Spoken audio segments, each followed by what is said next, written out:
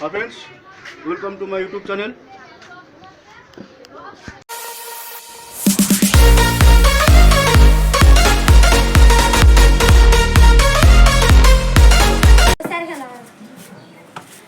अभी मैं पेंटिंग करने बैठूंगा, तो बच्चा लोग अभी यहाँ पर ही खेल रहे हैं।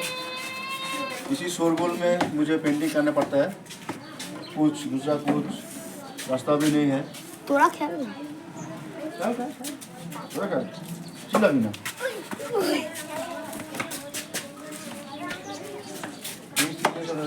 मन को शांति नहीं मिलता, फिर भी करना पड़ता है, क्या करें। खेल में तो के लिए चलिए अभी मैं ड्राइंग करना बैठूंगा।